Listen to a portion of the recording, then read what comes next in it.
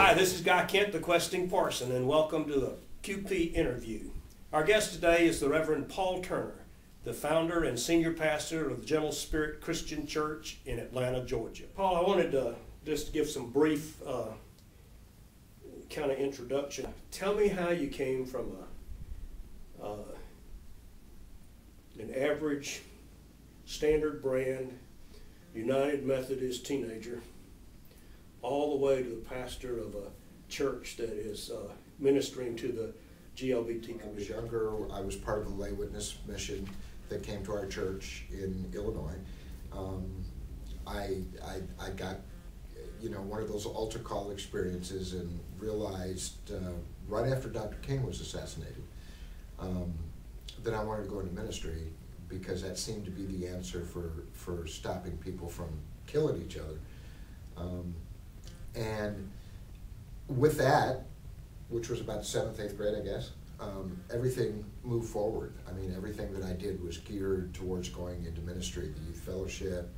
I was an activist even then, because our conference, the Northern Illinois Conference, was a very activist kind of conference. As a matter of fact, I think, if memory serves me, we were the first Methodist conference to support not Peter Chavez, but Chavez, and the lettuce boycott way back when with the migrant workers. My mother hated me because she couldn't buy iceberg lettuce anymore. But so all of that was geared, and then I got to college, and of course I came out, or was out, and I went to Garrett, filled out all my paperwork, did all my stuff.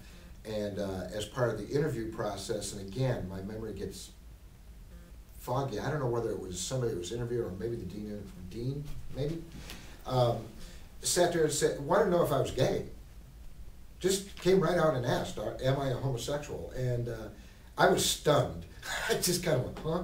And then I realized that, I was really kind of out at school, and there were other people from Illinois Wesleyan that had gone to Garrett, and so I figured, or maybe he was just curious. Then when I didn't answer right away, he just kind of indicated, well, we're not going to stop you from coming to school. We'll graduate you, but we'll never ordain you. Which just messed with my head something fierce. I left there very angry, very depressed. This was in the fall of, I guess, what was the year I was supposed to graduate. I get those dates mixed up now, but I just remember that at that point, my partner that I had met at school, and I pulled out. It was in October. Went to Chicago, got a job, that wonderful job you were talking about, which is another whole story all by itself. But in the process, lost my partner to a drunk drive. Had incredible fights with my parents about the fact that I was gay. As a matter of fact, my father, I think the most famous quote that he threw at me was, as long as you're a faggot, nothing good will ever happen to you. And then about 3 weeks later, Bobby was killed by a drunk driver. So at that point, I kind of told God to take a very long walk off a very short pier. I didn't want to have anything to do with it. And as you might imagine, when people lose their faith, lose their religion, they lose their relationship with God. And and I'm saying relationship with God now. I didn't know that at the time. Now I know that it was the relationship piece. But when you lose that piece that I think is central to us, especially if you've been raised as a believer, and you've been raised with that Sunday school mantra of Jesus loves me, yes, I kind of thing. Tell me, when you've been raised in the church like that, now, this was what, 70s that you're talking about? Yeah, 60s, 70s. All right, so we're still in that struggle in the church over the gay issue. Yeah. Speak to me, not just as a pastor, but as a gay person, to the conflicts that you feel internally as a gay person when you see the church taking the actions it takes to do actions. Well, let me back you up, because actually I can give you a better story around the conflict that goes on. The United Methodist Church back in It's got to be, let's see, the EUBs joined the United Methodist Church. Evangelical United Brethren was absorbed or joined, or we merged 67, 68. So we went from being Methodist to United Methodist. And it was within the next couple of years, and it might have been the 70s, that each conference, or through the jurisdictional conference, decided that youth ought to have a voice at annual conferences. And so, and I guess each conference was able to set that up however they wanted to. Our particular conference took, our Northern Illinois Conference was 7 districts, like the Elgin District and all that stuff. And so we decided that there would be 2, out of each church, there would be, in each district, there'd be a meeting, and then 2 delegates elected out of that district to go to the annual conference. And I was an incredible activist, and I guess somewhat of a politician at the time, because not only did I get elected to what was called the Annual Conference Council on Youth Ministries, but I became the president. Okay, so we had 14 people, I was the 15th, and the only time the president ever voted was in the case of a tie. Don't you know that the first year that we were in existence, the question of ordaining gay folks came up for our conference. It wasn't nearly as complicated, I guess, as it's been lately, but the question was there, and the youth needed to say something.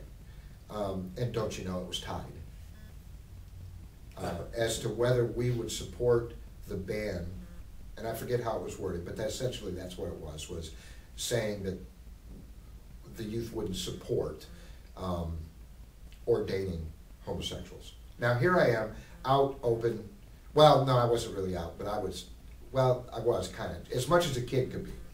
And I knew who I was. I absolutely knew who I was. And here's this thing, and I knew that at least one of our advisors was gay, sitting in that room. And now the vote is tied, and now it comes to me to vote. And I voted in favor of the ban. I mean, I was terrified of the consequences of being in favor of homosexuals. I mean, I was already having a hard enough time with people calling me a faggot and all that kind of stuff, then without taking this official position.